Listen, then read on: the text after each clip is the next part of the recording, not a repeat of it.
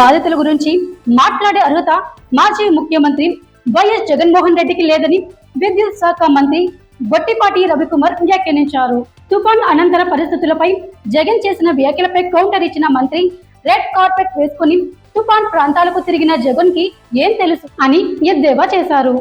జగన్ పైన ఘాటు వ్యాఖ్యలు చేస్తూ తుఫాను వల్ల ఎలాంటి ప్రాణ నష్టం జరగకుండానే ప్రభుత్వం సక్రమంగా పనిచేసిందని స్పష్టం చేశారు.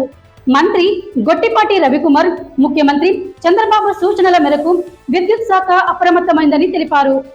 తుఫాన్ సమయంలో ఎలాంటి ప్రాణ నష్టం జరగకూడదన్న లక్ష్యంతో ప్రభుత్వం పలు చర్యలు తీసుకుంది. దాదాపు 1500 మంది విద్యుత్ శాఖ సిబ్బందిని ముందస్తు చర్యలో భాగంగా ప్రభావిత ప్రాంతాలకు పంపించామని తెలిపారు.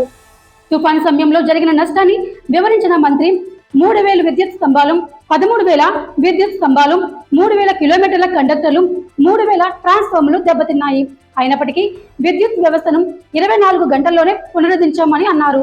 వ్యవసాయం, ఆక్వా రంగాలకు సంబంధించి విద్యుత్ స్తంభాలు, ఇతర పరికరాలను మరో 8 గంటల్లో పునరుద్ధరించే చర్యలు చేపట్టమని మంత్రి తెలిపారు.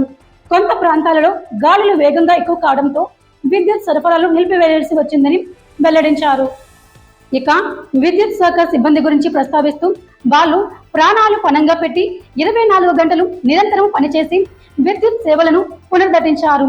ప్రతి ఒక్కరికి నా అభినందనలు అని మంత్రి గొట్టిపాటి రవికుమార్ అన్నారు. మొత్తం మీద తుఫాన్ సమయంలో ప్రభుత్వం ప్రామాణికంగా సమయోచితంగా పనిచేసిందని జగన్ వ్యాఖ్యలు ఆస్తికారి అబద్ధమని విమర్శించారు.